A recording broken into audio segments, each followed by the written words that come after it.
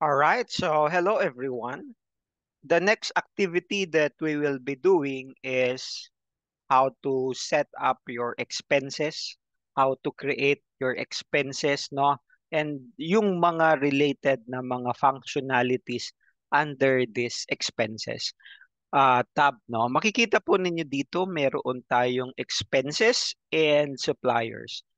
If we click this expenses na icon here or icon. Itong tab na ito, ito po ang ipapakita sa atin. We will be redirected to this view here. By default, nandito po tayo sa expenses tab. And then, if you click on the suppliers tab, ito naman yung makikita natin. Oh, okay. So, para saan ba yung expenses? Dito class natin ipinapasok lahat ng mga kailangan nating bayaran. Okay? Bumili ka sa isang supplier, inutang mo muna ito, dito natin ito ipapasok. Okay? Or meron kang binili mo ito, cash purchase, dito rin natin ito pwedeng gawin. Actually, marami po kasi tayong pwedeng gawin dito. If you try to click this new transaction here, marami po kayong makikita na options.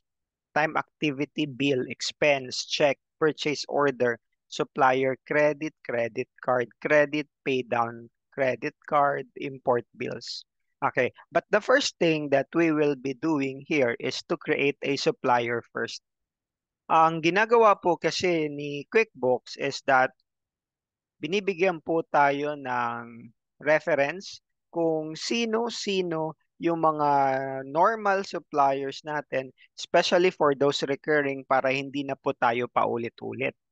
Okay? Kasi halimbawa, bumili ka ng, kunwari, for your Meralco billings. Okay? Monthly ka naman nagbabayad ng kuryente. Manila Water, monthly ka naman nagbabayad ng tubig. Kay Converge, monthly ka naman nagbabayad ng iyong internet connection.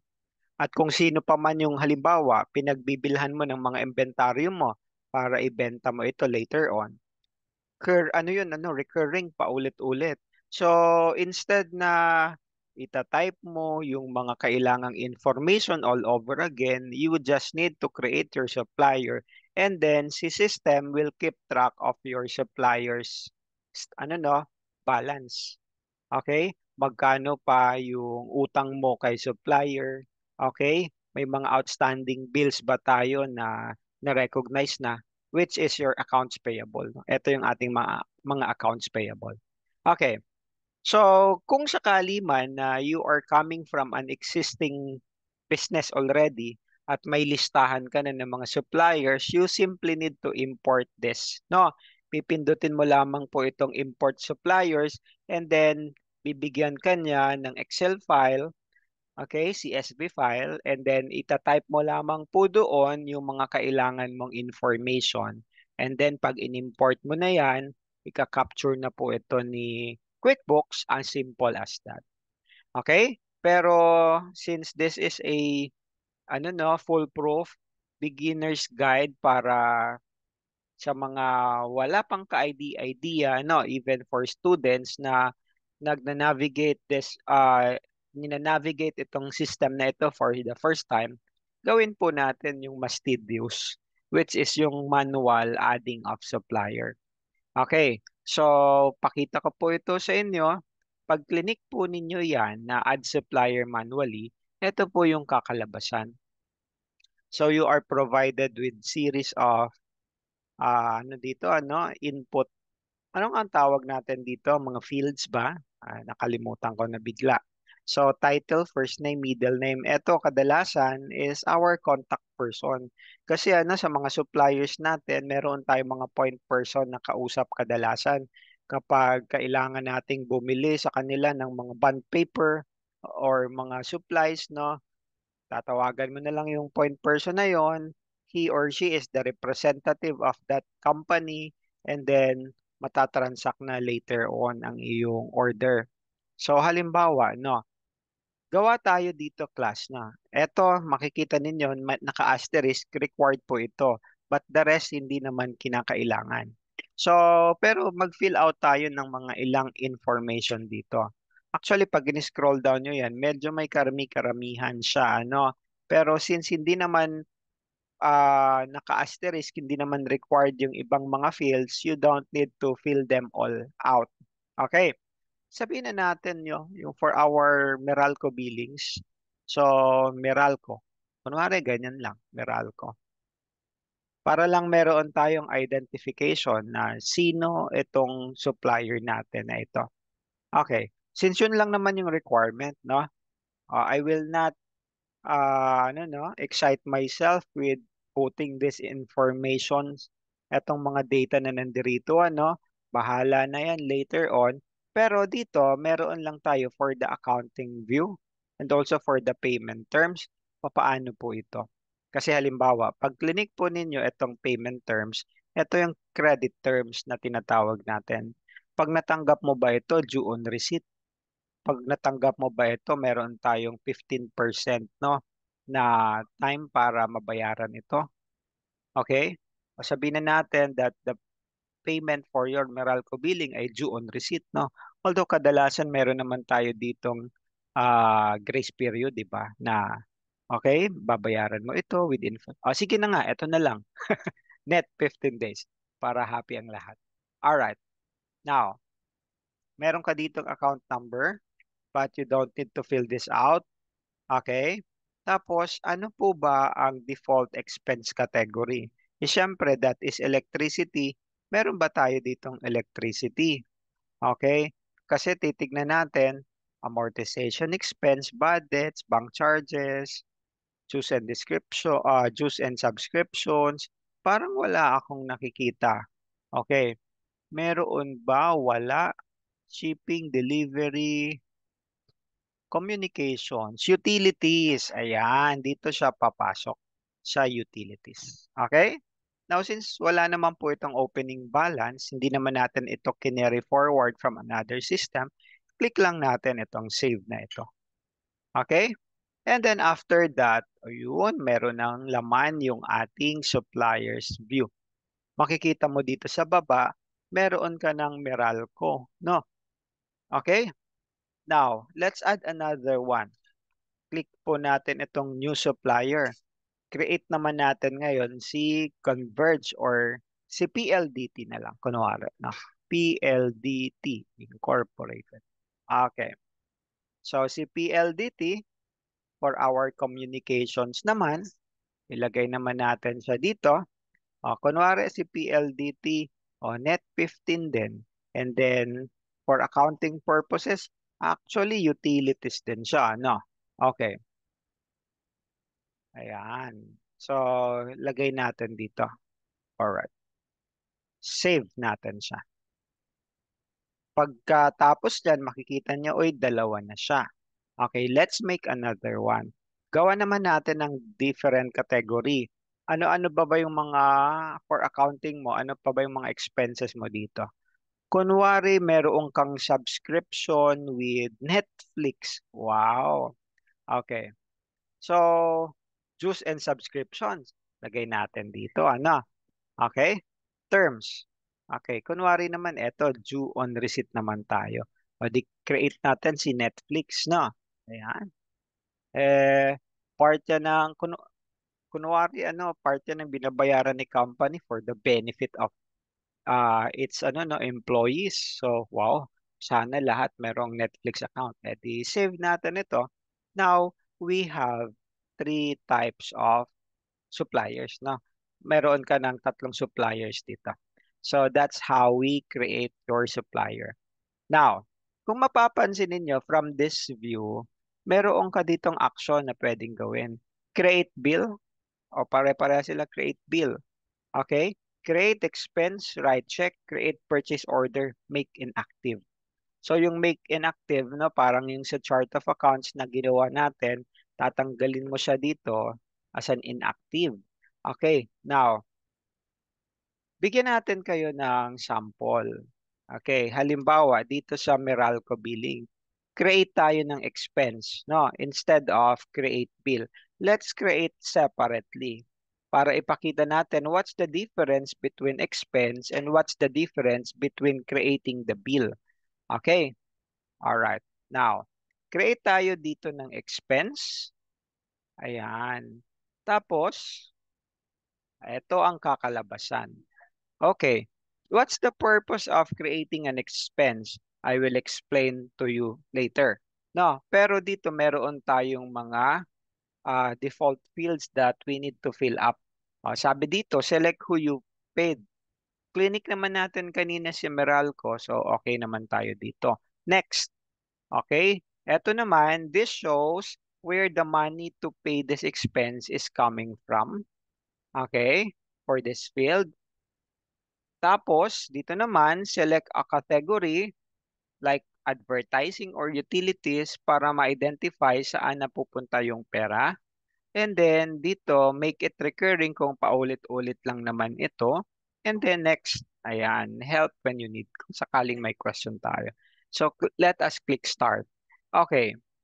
Dito, naka-default na si Meralco kasi nakalagay naman na tayo doon. Doon tayo nang galing sa may supplier, no, na view. So payment account, saan manggagaling yung pera mo? Suppose na nandirito siya sa cash and bank. Okay, ang problema natin ngayon, class, no? Inauna kasi natin ito gawin, no, without any bank balance.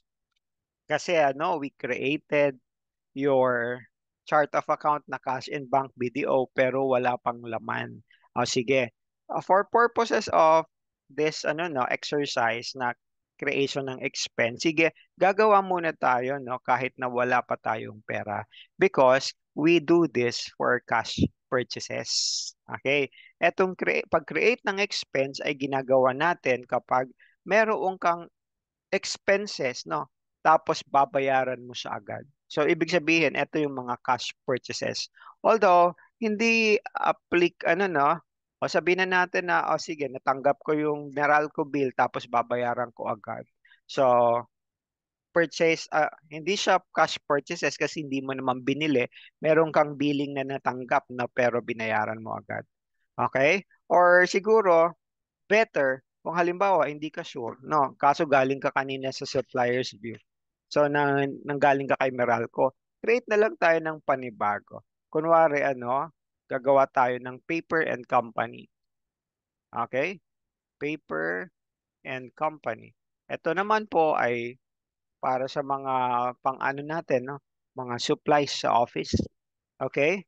So, eto, sabihin na natin na, sige, due on receipt. Okay, and then choose account. Gawin natin for ano ito? Supplies. Meron ba tayo ditong supplies? Ito, stationery. Dito, supplies. So, save natin ito. So, at least, no, para mas appropriate yung ating payee. Okay, so, nanggaling sa BDO account. And then, ayan na. Kunwari, ano, this is for the payment of your supplies. So, nasaan yun? Supplies expense. Hanapin natin. No, class, pag ginawa po ninyo itong ginagawa ko, maaring masyadong matagal at kain sa oras. What you can do is that you can simply find, okay? Kung halimbawa, itong supplies na ito hindi mo pa nahanap, pwede mo naman actually i-type supplies. Okay? Tapos papakita sa'yo, ito supplies na account, which is an expense account, no? Bumili ka ng mga rim ng bond paper, no? Kunwari, nagkakahalaga ng 1,000. Okay? So, eto na siya. Create ka ngayon dito, 1,000, save and close. Alright. After that, ayan, expenses has already been added. Pero makikita mo dito si Paper and Company walang laman kasi po hindi po ito dumaan dito sa system natin na utang muna sa kababayaran. Kasi class, no, sa business, ang mga transactions natin ay either labas ng pera or pasok ng pera. Paglabas ng pera, ito yung ginagawa natin na expenses view, no? Dalawa natin yan maika-categorize, invoice processing and then payment processing. Yun nga lang, for invoice processing, si-set up muna natin yung ating liability account, yung accounts payable mo. With the exception sa ginawa natin dito kay Paper and Company, kasi diretso po yun bayad. Parang sinabi natin, nagkaroon ako ng cash purchases. Pero kailangan ko siyang i-record dito sa ating system. So, meron akong purchases coming from Paper and Company, pero dito wala siyang balance kasi binayaran ko siya in cash. Kaya nga, pag clinic po nyo yan, si Paper and Company, makikita mo dito, meron kang 1,000 na transaction, no, for the purchase of the supplies. Kasi, diretso na po yan bayad.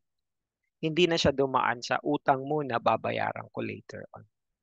Okay, now, what's the difference between the create expense and create bill?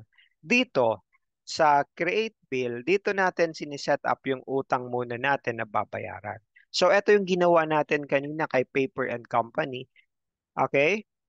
Pag create bill naman, okay, wala siya dito no, sa actions. Create expense, write check, create purchase order, make an active kasi nandito na siya. Create bill. Pag clinic mo yan na create bill, tignan po ninyo ang difference sa create expense, no?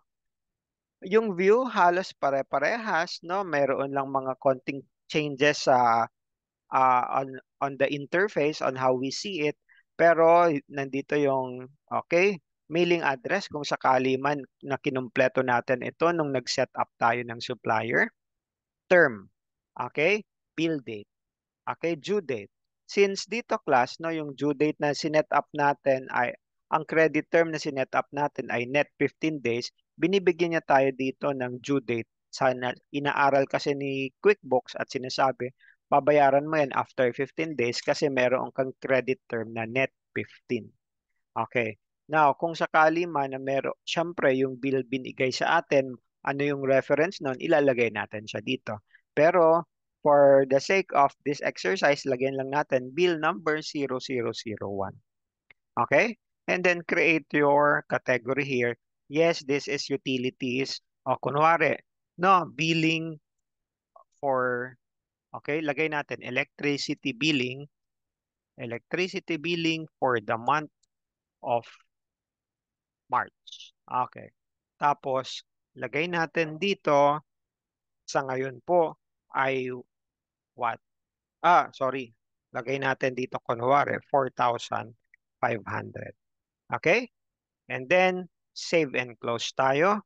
Pagka-close po natin sa view na yun, makikita nyo po ngayon, si Meralco, meron tayong open balance na 4,500.